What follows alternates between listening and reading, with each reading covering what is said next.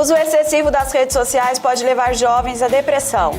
Museus de Ribeirão Preto sofrem com descaso e abandono. Orquestra Sinfônica de Ribeirão Preto passa por dificuldades. Vegetarianismo cresce, mas ainda sofre preconceito. Mistura de nutrientes na ração dos animais possibilita a produção de leite biofortificado. Não perca também a dica de filme no Mandando Ver. Começa agora o Lente Aberta. Segundo pesquisa, quase a metade dos brasileiros está conectada na internet.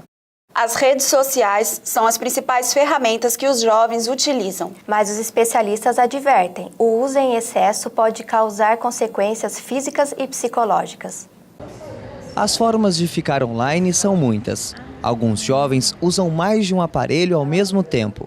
Olhos atentos e dedos rápidos são características entre os usuários das redes sociais. Fico o dia inteiro no WhatsApp, Facebook, Twitter, Instagram, Snapchat. Enfim, já se tornou um vício, um hábito ficar o dia inteiro nas redes sociais. Igor já é mais cuidadoso, prefere não ficar tanto na internet. Faço uso, mas moderadamente, não faço uso nem exagerado e também eu utilizo ela como forma de convívio social mesmo, meio para se interagir com as pessoas. O tempo que a gente leva, muitas vezes, na frente de um celular não é um tempo que a gente leva lendo um livro. Bruna faz parte da realidade de jovens que ficam cada vez mais tempo nas redes sociais. Ela admite ficar conectada pelo menos 12 horas por dia e esse uso já traz consequências. Esquecer de fazer alguma coisa, esqueci em casa, por exemplo, minha mãe pediu para fazer lavar louça. Ah, mãe, já vou, fica lá na internet, esquece de fazer. Na faculdade, se eu ficar muito com o celular na mão, o fato de eu ficar até muito tarde conversando no WhatsApp, acordar cedo, acaba atrapalhando, mas é gostoso, né? Então, a gente faz. A mãe de Bruna fica preocupada com os excessos da filha nas redes sociais porque vê o prejuízo que isso está causando. Atrapalha algumas coisas na produção da escola, tá? Ela está na aula, ela está respondendo alguma coisa, perde noite de sono conversando com uma amiga, tem uma prima que ela conversa o tempo todo, fica até de madrugada conversando, quer dizer, amanhã cedo vai acordar com sono, fica difícil. Então tem bastante coisa assim que prejudica e vai prejudicar mais lá na frente, se ela continuar a ficar tão escrava assim de celular, não pode não. Computador, tablet, celular, ferramentas que através das redes sociais têm conectado principalmente os jovens.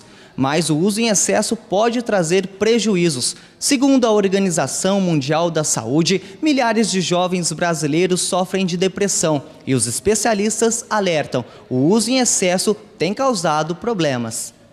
Para esse psicólogo especialista em atendimento de jovens, o isolamento, a falta de contato pessoal e a projeção de uma vida perfeita na internet pode levar à frustração e à depressão. O aumento do tempo que os jovens começaram a ficar na internet, houve uma relação direta com o aumento da tristeza, da depressão, da frustração, porque eles ficam cada vez mais se comunicando via internet, né, no mundo virtual, e cada vez menos eles estão se comunicando pessoalmente.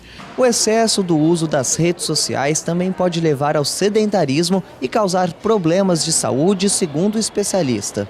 Eles estão se movimentando cada vez menos e aí nós temos os problemas da saúde, né? Saúde física e não só emocional. Problemas como obesidade, nós já encontramos jovens com pressão alta, com colesterol, coisas que nós não tínhamos nessa quantidade que temos hoje. O psicólogo chama a atenção para os primeiros sinais que os jovens apresentam antes de desenvolverem uma possível depressão. Que eles começam a ficar mais isolados, eles começam a verbalizar com mais frequência que nada dá certo na vida deles e ficam com uma aparência mesmo de tristes. E no próximo bloco vamos falar sobre o abandono dos museus de Ribeirão Preto. Não perca também a reportagem sobre as dificuldades da Orquestra Sinfônica de Ribeirão Preto. A gente volta daqui a pouco.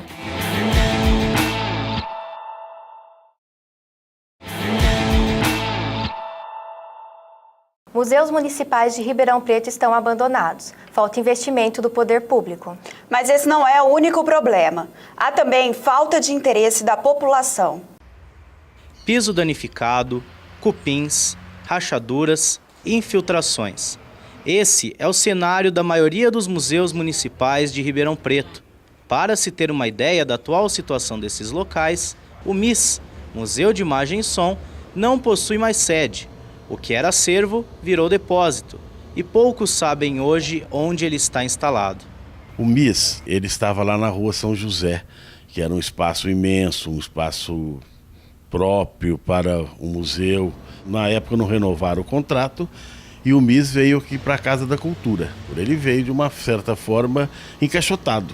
Problemas o MIS tem, problemas sérios, é evidente que tem. Todos nós temos problemas, principalmente nos dias atuais. Os museus andam esquecidos pela cidade. Esta, que foi a casa de um importante barão do café, hoje é sinônimo de descaso e abandono. E aí fica uma pergunta. Em uma sociedade onde não há o hábito de se cuidar dos museus, como é possível preservar suas tradições? O Museu Histórico, que era a antiga sede da Fazenda, e também o Museu do Café, que ficam na mesma área dentro do campus da USP de Ribeirão Preto, estão na mesma situação. A ação do tempo e a falta de reformas e manutenção estão destruindo parte da história da cidade.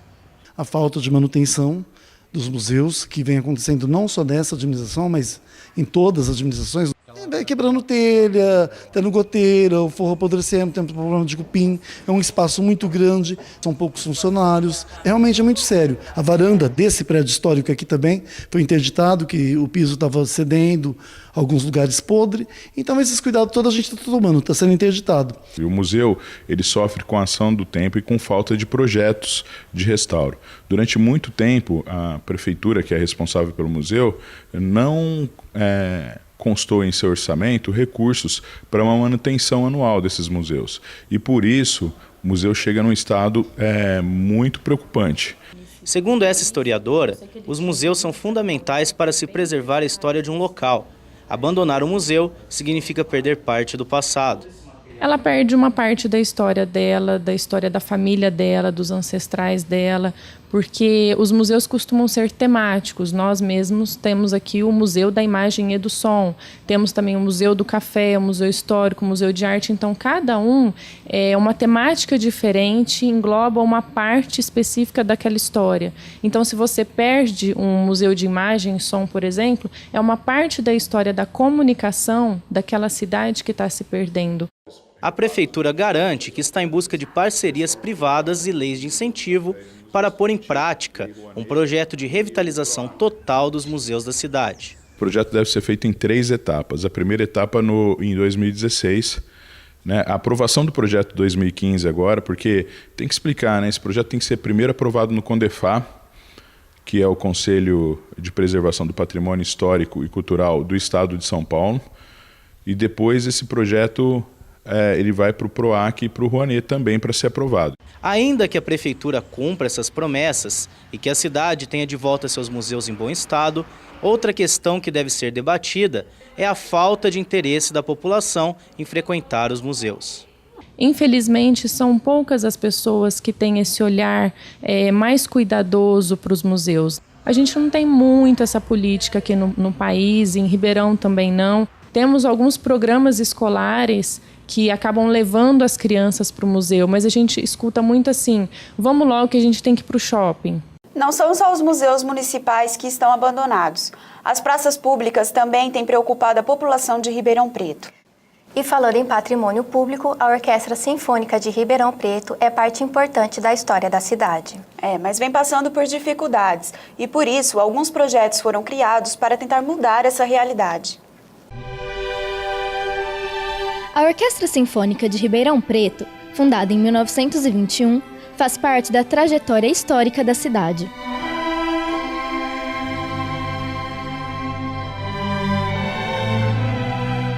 Muitos projetos são desenvolvidos pela orquestra com o objetivo de difundir a música erudita e destacar o trabalho que realiza para a cultura regional e nacional. Todos os meses ela se apresenta ou no Teatro Pedro II, ou no Teatro Municipal, ou nas igrejas, como na Catedral e outros ambientes, às vezes em praça pública ou em parques. Então a orquestra está sempre presente na vida de Ribeirão Preto. Apesar de todo esse trabalho e 94 anos de história, hoje a orquestra passa por grandes dificuldades. Ela tem o nome de orquestra sinfônica, mas ela é mantida por uma entidade privada, que é a Associação Musical de Ribeirão Preto. E por conta disso, ela depende do apoio da iniciativa privada. No momento de crise econômica como o país está passando, e é natural que a capacidade de colaboração das pessoas, das empresas e dos órgãos públicos acabe ficando diminuída. Além das dificuldades financeiras enfrentadas pela Orquestra de Ribeirão Preto, a falta de público é outro fator que agrava a situação. Formar um público que aprecia a música erudita é um desafio, e é este um dos principais objetivos do Projeto Alma: inserir jovens na música de concerto. O Projeto Alma é a primeira iniciativa com função pedagógica e resgata a experiência artística que o aluno já possui. Na verdade, ele tem uma política pedagógica que investe na formação artística, técnico-expressiva, né? Embora ele também tenha uma demanda social, o principal dele realmente é o aluno ter uma formação acadêmica na área da música clássica, né? A ideia é que o aluno saia com uma formação artística bastante integral.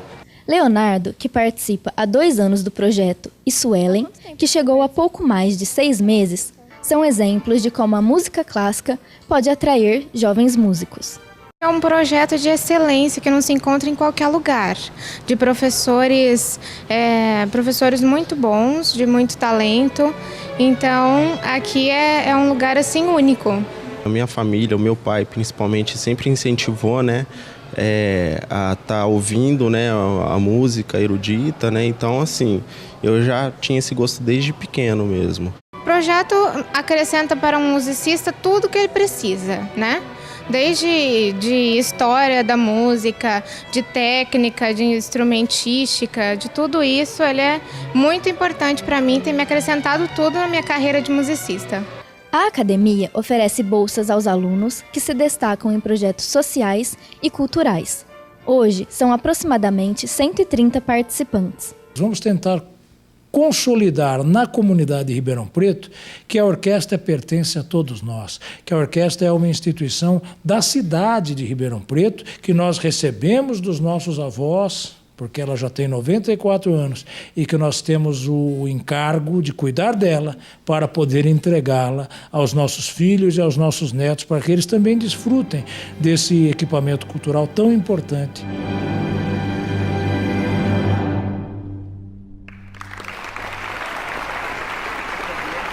Depois do intervalo, não perca uma reportagem sobre uma ração que permite que animais produzam um leite biofortificado. O Lente Aberta volta já.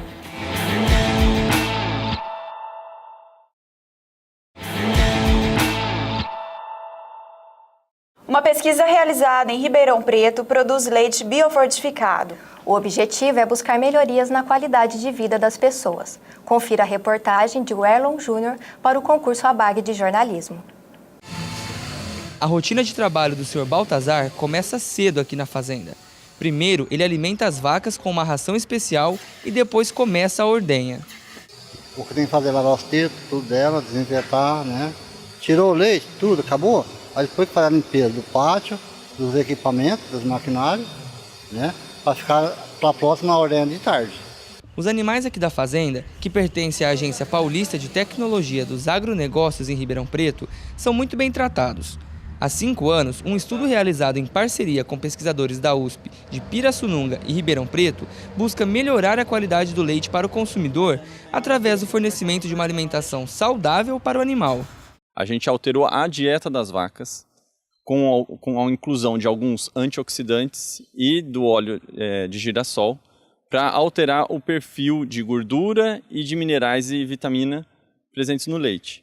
Ele utiliza um organismo que nessa situação pode ser um organismo vegetal ou um animal, e a gente acrescenta na alimentação desse vegetal ou animal aquele nutriente ou aquela vitamina que a gente deseja que seja produzido pelo organismo. E no nosso caso em particular, nós estamos usando a vaca. Depois da ordenha, as vacas voltam para o pasto e o leite vai para este laboratório, onde são realizados testes para saber a qualidade do leite e se ele pode ser consumido. Depois de aprovado, o leite, que já está biofortificado através da vaca, segue para uma mini usina, na própria fazenda, onde são realizados mais testes antes de ser embalado. Para testar as propriedades nutricionais do leite biofortificado e seus benefícios, o estudo apresentou 4 tipos diferentes de dieta para os animais, produzindo 4 tipos de leite biofortificados. Em cada uma dessas embalagens, o leite tem uma composição, variando em termos de minerais, vitaminas e tipos de gordura. Esse leite ele era pasteurizado em pasteurização lenta, de acordo com a legislação do CISP, e era envasado sem nenhum contato, sem nenhum enriquecimento, tudo certinho dentro do leite, direto da vaca para o consumidor. Então aí tinham as 4 cores de cada tratamento. E ninguém sabia o tratamento que era, até encerrar o experimento. No início da pesquisa, o leite biofortificado foi distribuído para crianças em uma creche da cidade de Casa Branca. No segundo projeto, o leite foi destinado para uma instituição que abriga idosos em Ribeirão Preto. E depois da alimentação diferenciada dos animais, a ordenha, o embalo e o consumo do leite biofortificado pelos idosos, esse foi um dos laboratórios usados pelos pesquisadores para calcular a eficiência do projeto. É daqui que começaram a sair os resultados, que têm sido positivos. A suplementação por 12 semanas desse leite biofortificado melhorou os resultados, principalmente em relação ao lipidograma, que houve uma redução nessa população que consumiu esse leite. Houve uma diminuição da glicemia, alguns exames de uremia, e os efeitos mais surpreendentes foi na parte de imunologia. Então, a gente percebe que existe uma resposta, uma diminuição de um processo inflamatório em resposta a essa suplementação. O coordenador geral do projeto acredita na importância da pesquisa, que pode ser uma aliada na nutrição do futuro.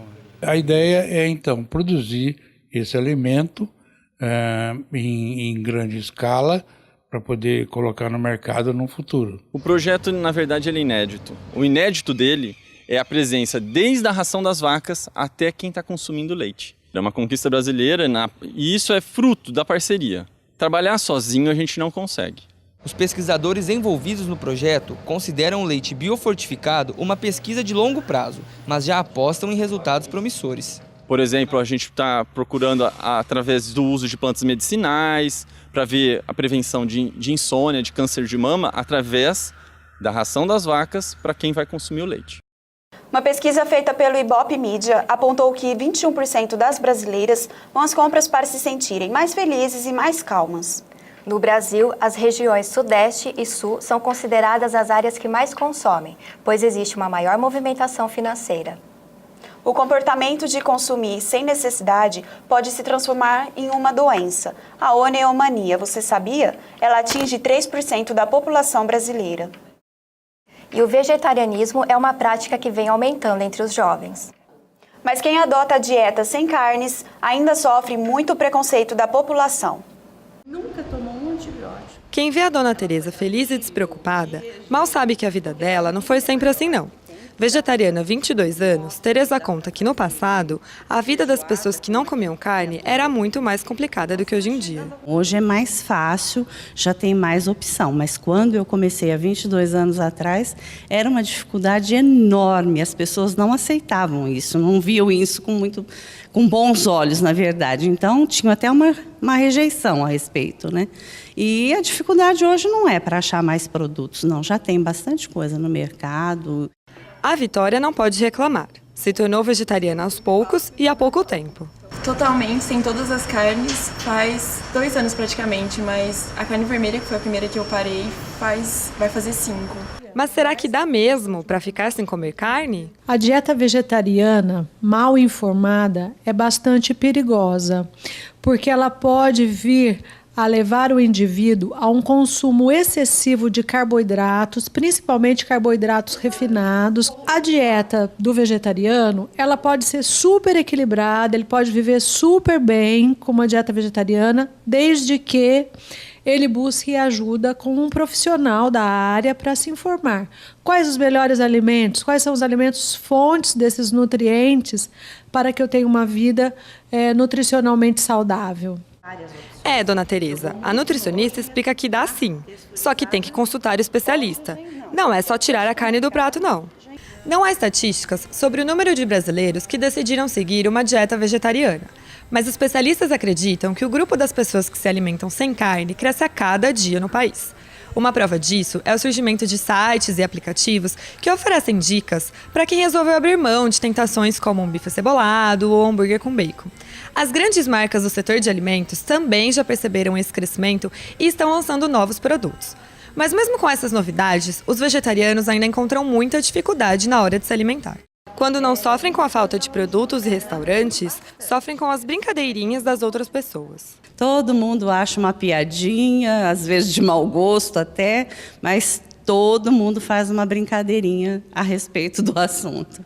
Para Cristina, esse preconceito reflete um comportamento social em que a carne é sempre a estrela do prato. Eles trazem essas questões, essas dificuldades para enfrentar a vida social.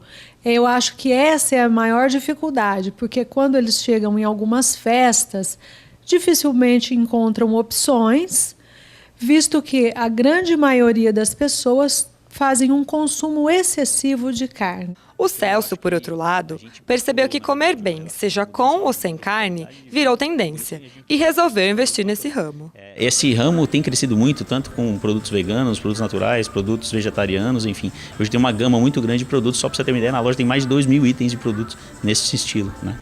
Mas confessa, dona Tereza, durante esses 22 anos, teve algum momento em que a senhora quis comer carne? Nem no Natal, quando a casa fica com aquele cheirinho gostoso? Não, eu não tenho vontade nenhuma de comer carne, nenhuma, de espécie alguma. Inclusive eu faço, porque o meu marido e a minha filha mais nova, eles se alimentam com carne ainda. Então eu faço, mas vontade, em nenhum momento eu tive vontade de voltar a comer, ou de sentir vontade de comer qualquer coisa derivada de carne.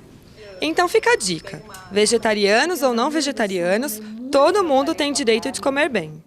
Ao ser despedida, uma produtora de programa de TV vê seu sonho de trabalhar em Nova York se tornar realidade.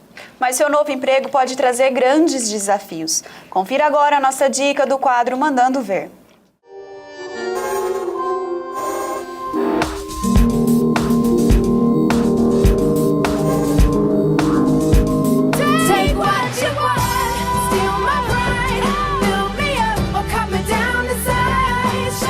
Olá, galera, ligada no Lente Aberta. A dica do Mandando Ver dessa edição é o filme Uma Manhã Gloriosa. A trama é uma comédia americana de 2010 que foi dirigida por Roger Mitchell, também diretor da comédia romântica Um Lugar Chamado Notting Hill. Rachel McAdams é Beck Fuller, uma produtora de televisão cuja carreira e a vida amorosa estão indo de mal a pior. Demitida de um jornal local, Beck aceita o convite para trabalhar no Daybreak, um programa matinal com péssimos índices de audiência. Hi, Becky Fuller. Hi. Oh, hi, this is Jerry Barnes calling from IBS in New York. How are you? Good. Terrific. Listen, I'm calling because I received your resume, all 5 of them, actually. And it just so happens that we're looking for somebody. I'll take it. Well, wait, I haven't told you what it is yet. Sorry. Well, our morning show has a vacancy. I'll take it. So... A tarefa de Beck é aumentar a audiência e revitalizar o Daybreak, e tem poucos dias para fazer isso antes que cancelem o programa e ela perca o emprego. O único problema é que para elevar a audiência, ela precisa fazer muitas mudanças. Entre elas, convencer o premiado Mike Pomeroy, interpretado por Harrison Ford, a apresentar matérias de moda e amenidades ao lado de uma ex-Miss Arizona. Here's me with an official offer. Mike Pomeroy, the IBS network would like to offer you the position of co-host of Daybreak. You're joking. No, actually I'm not. Beck terá que se virar para driblar o humor dos apresentadores e tentar ser reconhecida profissionalmente. Além disso, ela busca viver um novo amor com um colega de trabalho, Adam Bennett. So now is an excellent time for you to take up drinking. And I came by to say that sometimes after work, a few of us go over to Schiller's on Madison. So, you know, if you're ever around. Essa tarefa não será fácil, né, Larissa? Isso mesmo. E para os apaixonados por cinema, fica aqui a nossa dica. E aí, ficou tentado em assistir Uma Manhã Gloriosa? Então corra, não perca essa dica do Mandando Ver de hoje. Até mais. Tchau. Tchau, tchau.